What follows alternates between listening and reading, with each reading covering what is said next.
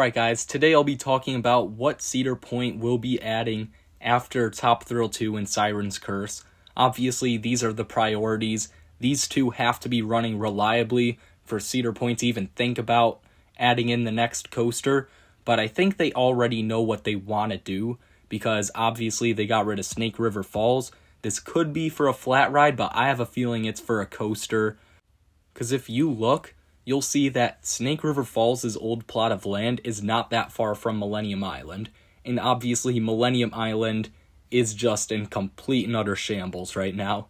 Frontier Trail really needs something, and I think whatever this coaster is, they should put the entrance somewhere in Frontier Trail. They should not put it where Snake River Falls' old entrance was. And I get that would be the most convenient, but I definitely think that at least the back part of Frontier Trail, don't even consider putting something towards Millennium Force, because that'd be way too far of a walk. But by Maverick, you could definitely put an entrance by there, and it'd make the walk from Millennium Force to Maverick definitely a bit less awkward. So now let's talk about what this coaster could actually be. There's a lot more options than I'm going to discuss, but these are the main ones that I think have a real possibility. And obviously, I'm going to give my final prediction at the end for what it actually is. I'm going to start off by talking about Gerstlauer. There's two real options for this. I think whatever it would be from Gerstlauer, it would be an Infinity. Definitely not a Eurofighter, definitely too low capacity. But there's two routes they can go. They can either go the inversion record route, which I think it would kind of suck if they went this route to just shoehorn as many inversions as possible into one ride, or they could go the Karnan route. And I really want them to go the Karnan route. If they go with Gerstlauer, that would be amazing.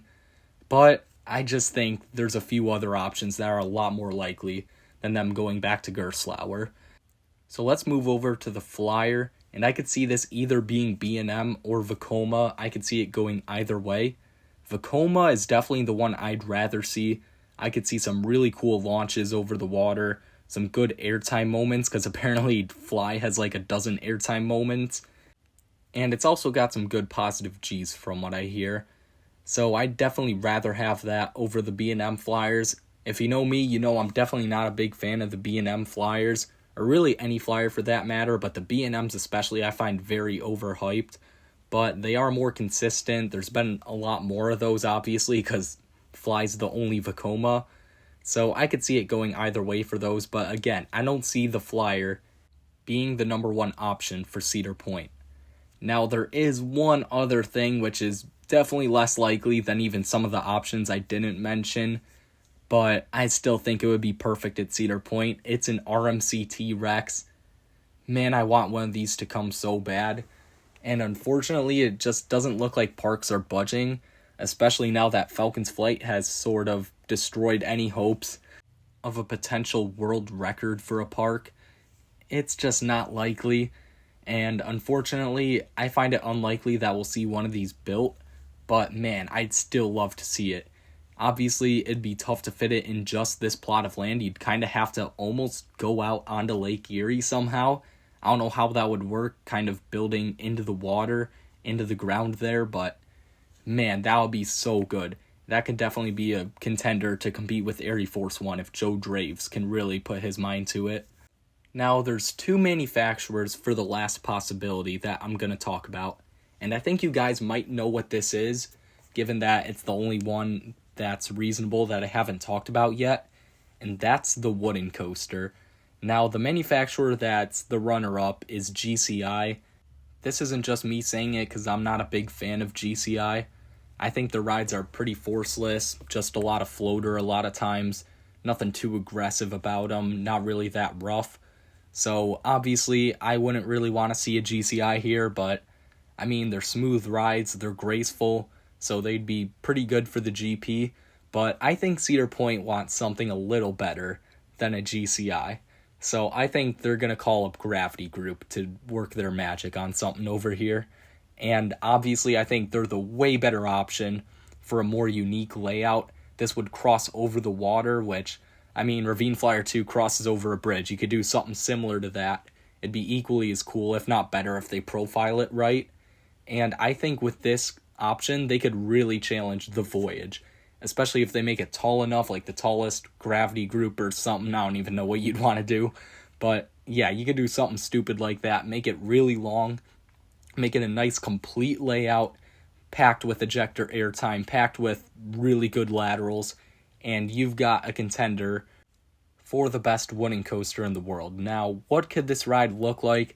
I think it could start off with a 170-foot lift hill, something like that. They're not going hyper wooden coaster. That's definitely not happening after Son of Beast.